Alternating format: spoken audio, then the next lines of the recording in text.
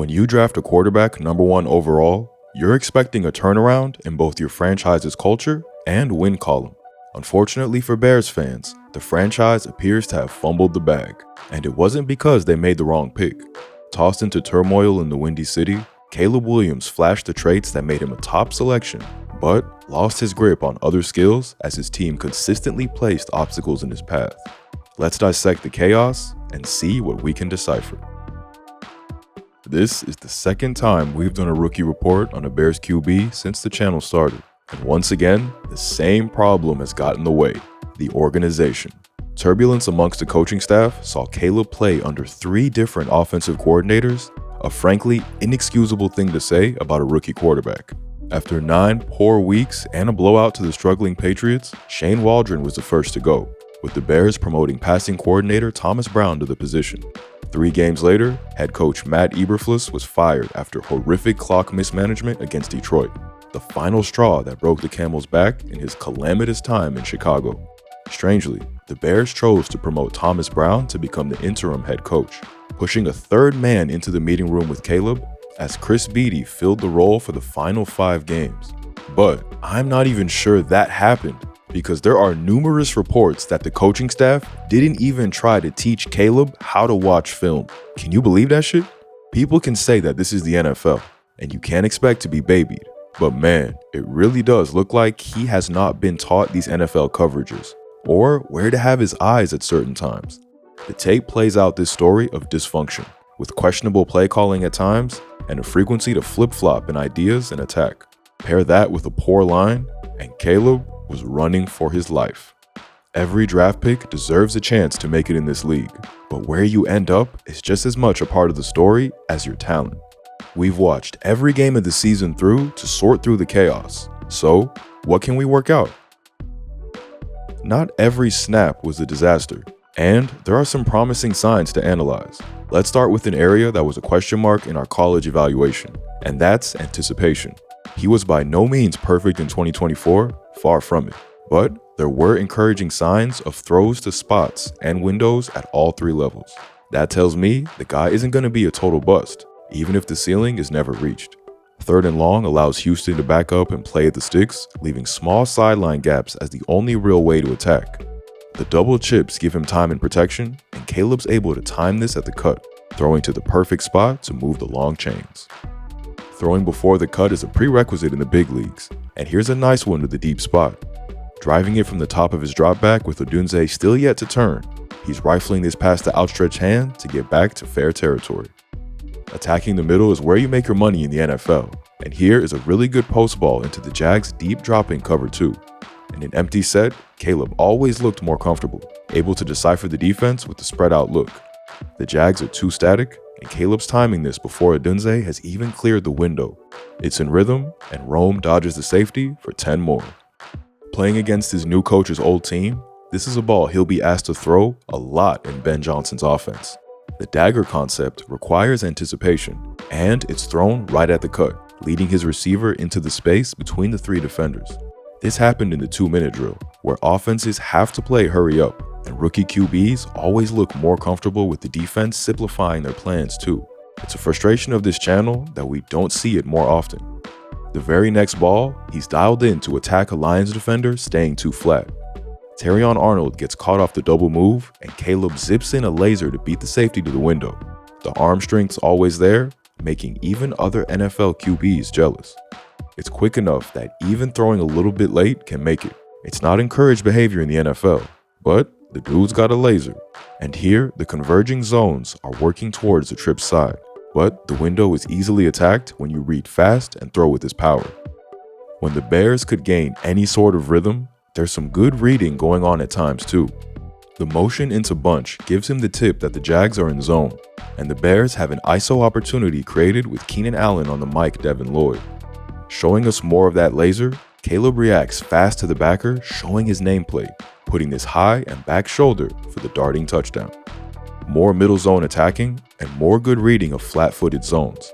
Caleb gets the read off a simple play action and knows an early attack over the top is an unbeatable ball. It's a great touch to float it in there, marching straight into Rams territory. And this might be my favorite ball of the season.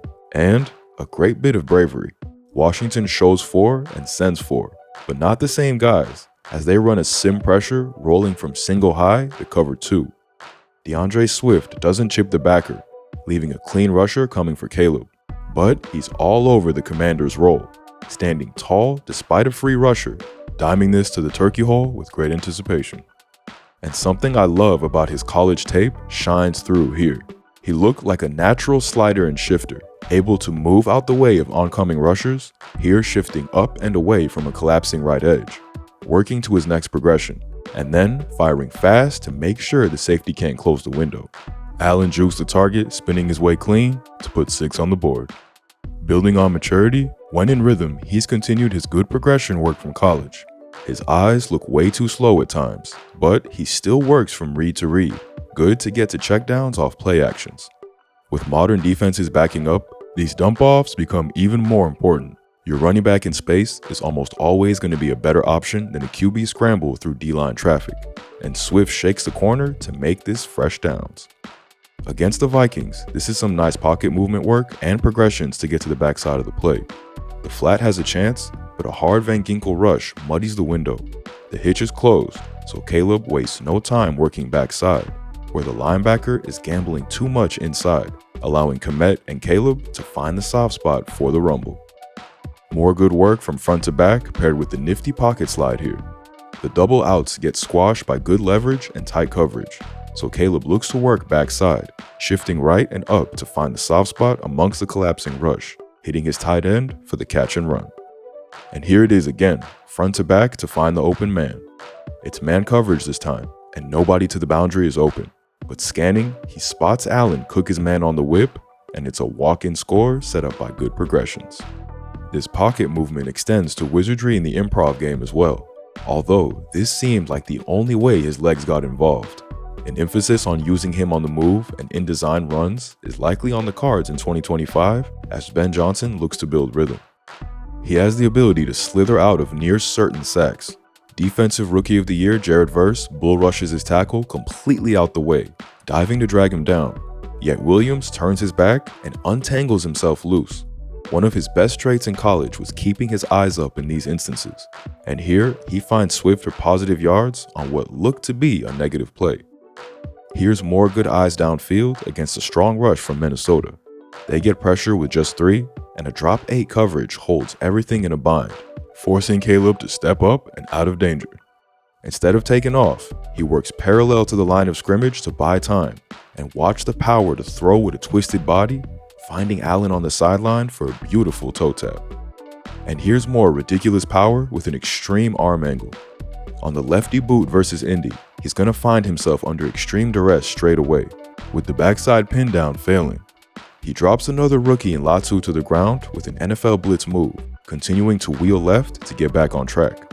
The timing has all been thrown off though, and Kmet works back to find a soft spot away from the rolling coverage.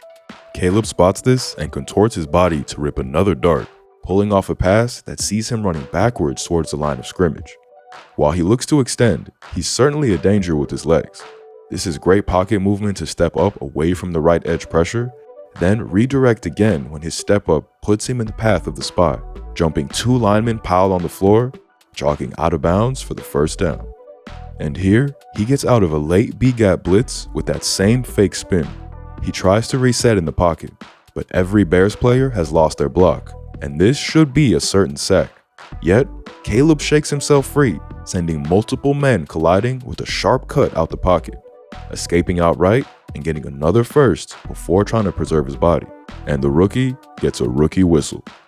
One area they need to use him more, and they slowly started to with offensive coordinators changing, was on designed runs. It's such a big part of the modern game, and he's easily nimble enough to make this a once or twice a game thing. Something we like to do once or twice a video is shout out our Patreon. That's right, this video is sponsored by us. Just $1 a month gets you access to the Thinking Football Discord, where the team are always discussing X's and O's, sharing clips, and discussing the nuances of football with a great community. For $5, you'll get access to all of our videos early, as well as all of our old college content that had to be removed from YouTube. Thinking Football takes a lot of time and effort to make, so your support is truly invaluable. Thanks to all of our viewers, subscribers, and everyone who keeps this channel going. Now, to the troubles of the tape, because there's plenty when you lose 11 straight. First ties into the chaos of the coaching, with Caleb struggling with his reads and pretty consistently. It's hard to gauge how much is a direct result of poor teaching and how much is on Williams, but there's certainly a portion to be blamed on him. Not processing the defense fast enough, with his eyes proving to be very suspect when attacking downfield. Against the Cardinals, he gets baited by NFL speed, as the corner is able to hang flat with the hitch route initially, before breaking back to the corner and the smash concept. Caleb is hesitating, not sure which route to choose, and then throws late to the wrong choice, and he's lucky this is too hot and finds the sideline. Playing the Panthers, a slow read after the progression causes another dangerous ball that should have been picked off. He checks the solo side, but this is always going to be tough with the route and off coverage. So, works back to the trips, where the coverage has taken away the dig, but allowed the tight end to be open in the flat. It's late to the dig route too, with 3 men converging for the ball, and he's lucky this falls safe. In division this time, and the motion will give him clarity of the man coverage with the corner following, but Caleb's completely missed the safety rotation to cover one robber. Strong coverage by the Vikings to lock everything up early, and as Caleb steps up and progresses in his reads, he thinks he's got a chance to the slant, never seeing Harrison Smith drop down to take away the middle. He throws it directly at him, and is incredibly lucky that this wasn't 6 the other way.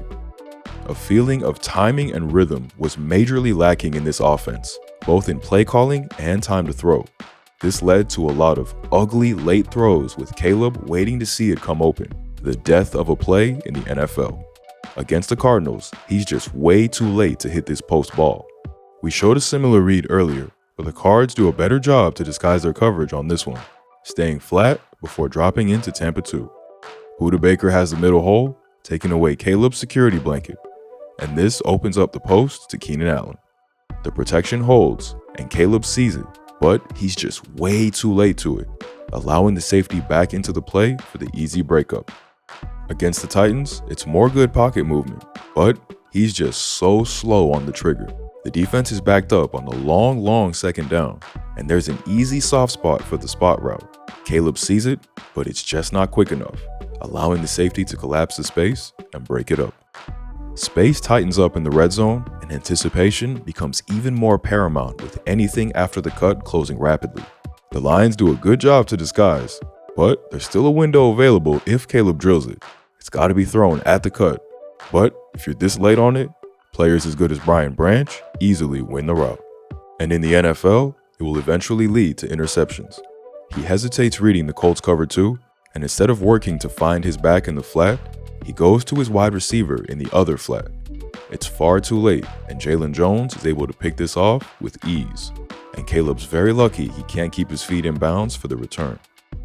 Struggling with late throws and a lot of pressure, Caleb picked up a nasty habit for dropping his eyes amongst the rush. His pocket movement should be a positive, but lowering his eyes caused him to miss rhythm plays, stalling the offense into inconsistency. The sprint option play should be a routine delivery for the QB, timing his release with the cut with built-in timing footwork. He's shown good ability to throw on the move, so this should be a perfect call on the goal line. Yet, he just doesn't throw it. Allen's open, but this has to be timed in rhythm, or it's got no chance. Here, you can see the rush really starting to get in his head. His eyes are down quick on the rush, never getting to the backside spot for the chunk play. Instead, he's hesitating, leading his lineman to hold, and the play is going backwards despite a throwaway. Again, it's a play-action look, but Williams is spooked by the rush. DJ Moore's over route flashes open for a second in the cover 3, but this is a hard throw. However, it pulls apart the zones, opening a big window to hit Keenan Allen on the dig. His eyes are down looking at the rush, and he escapes what was a good pocket for a throwaway. You can easily see the ghosts develop under such a poor offensive line. He checks the solo side, taking far too long to confirm it's not on. Working backside, he has a chance to hit the out to the pylon, but doesn't trust it, with his eyes glancing around the pocket for the incoming rush. This actually allows the rush to get home, and he can avoid one, but the second forces this to be a throwaway. Plays like this won't see you playing QB for very long. Slow reading and eye discipline are not things you want to see in a young quarterback, but things a coach can train out of a young player. What's a big concern, and what makes me worried for him, is his accuracy seemed to just completely disappear. He was a sniper in his time at USC, and I know that for a fact. We watched every snap of his 23 season, and he regularly hit narrow windows, in rhythm, and on improv plays. Yet in 2024, his radar was really lost. This is a routine ball, and one he'll kick himself for missing because it's just a simple slant. The off coverage opens an angle where Caleb's just throwing this at his feet, timing way off. Here it is again. DJ Moore will work under the 3 clear routes, and Caleb steps up and knows where he's going. But once again, it just goes straight at his feet.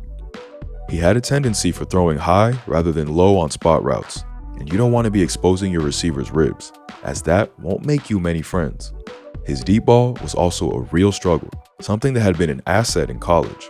Despite the Jags backing up, this has a real good chance to succeed, with DJ cutting the safety and making him turn the wrong way. Caleb times this really well and has nobody within 7 yards of him on the release. But what the hell is this throw? It falls 10 to 15 yards short of its desired landing spot, and the safety is out there playing center field on a fly ball. And against the Vikings, it's good pocket movement and aggression, but he's just too hot on this one, sending it way long. Missing happens in the NFL, but you can't be 5 yards off. So overall, a very mixed bag that has me worried. However, the picture is clouded by a poor line and coaching staff. Anticipation flashed through, along with good work in progressions and improv. Yet his eyes remain far too slow for the current NFL, and the chaos has seen him lose a prized trait in accuracy. So what can the Bears do to help him out? Well, they've completely retooled. Channel favorite Ben Johnson has been brought in to try to work his offensive magic, and the line saw a major overhaul with the interior replaced by a trio of really good players. Colston Loveland and Luther Burden make great additions to an offense that certainly won't lack creativity. And fantasy owners, look for DJ Moore to have a monster year under the guidance of Ben Johnson. This man's gonna get fed touches. The hope is that stability and creativity brings his positive traits out more consistently, and the line means we can truly evaluate the talent. However, any first-time head coach is a risk, and for as much deserved praise as we've given the former Lions coach, I don't have a crystal ball for how he'll transition to a head coaching job. The flashes are enough to entice the league's most sought-after coordinator, but if he remains this late on reads, the Bears will quickly be looking for another quarterback. We'll be back next week to talk about Jaden Daniels, so make sure to subscribe, like the video, and tell us your opinions on the rookie QBs from this past season. Take care.